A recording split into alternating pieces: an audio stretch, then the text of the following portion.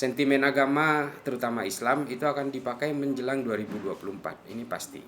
Dalam 1 tahun atau 2 tahun sebelumnya diperkirakan sekitar, kalau perkiraan saya sekitar 2022-2023 mereka akan melakukan memanfaatkan satu momentum tertentu yang akan digunakan sebagai alat pemukul sentimen agama terhadap partai-partai yang dianggap partai-partai besar dengan suara besar, partai-partai nasionalis terutama akan diserang dengan sentimen agama. Ini adalah gestur politik kita sejak dulu seperti itu, dan juga gestur-gestur politik di beberapa negara, dengan terjadi di Sudan, juga terjadi di Nigeria, terjadi di Chad, di Gabon dan sebagainya.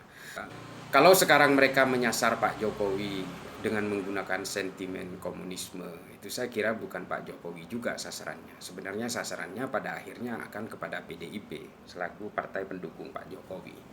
Dan apalagi kader-kader partai PDIP di beberapa daerah juga menguat secara popularitas. Ini juga menjadi kekhawatiran tersendiri dari mereka, sehingga isu komunisme ini nantinya juga pada akhirnya akan bermuara kepada PDIP. Mungkin menyasar Pak Jokowi, menurunkan Pak Jokowi juga bukan urusan gampang. Impeachment dimanapun tidak semudah itu. Kecuali terjadi kudeta bersenjata dengan keterlibatan militer, tapi saya yakin itu tidak akan terjadi di kita karena TNI dan Polri kita masih sangat solid.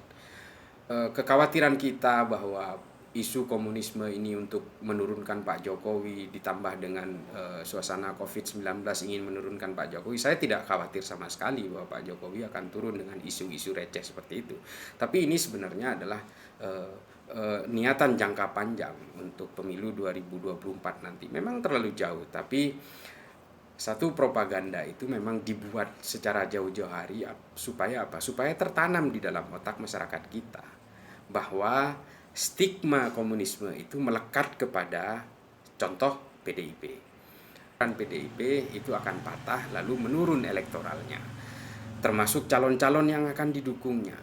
Dari situ kemudian inilah kelompok-kelompok beragama ini yang akan bermain, termasuk yang konon menurut Pak Amin Rais itu partai-partai Allah, itu yang akan mengambil cucurannya. Jadi kita harus siap-siap dengan semua itu. Mari kita cerdaskan saudara-saudara kita, tetangga kita, komunitas kita, bahwa sebenarnya sentimen komunisme dan juga sentimen agama ini sebenarnya hanyalah permainan politik. Lalu kalau keduanya bergabung, maka yang terjadi adalah kebohongan-kebohongan. Agama bagaimanapun juga dia punya entitas sendiri, keilahian sendiri. Tidak boleh kemudian agama diseret-seret paksa dalam politik lalu kemudian diajari untuk menjadi jahat. Kita jangan terperosok ke dalam situasi seperti itu. Mudah-mudahan kita semua akan lebih arif menyikapi berbagai gestur politik yang terjadi pada saat ini. Assalamualaikum warahmatullahi taala wabarakatuh.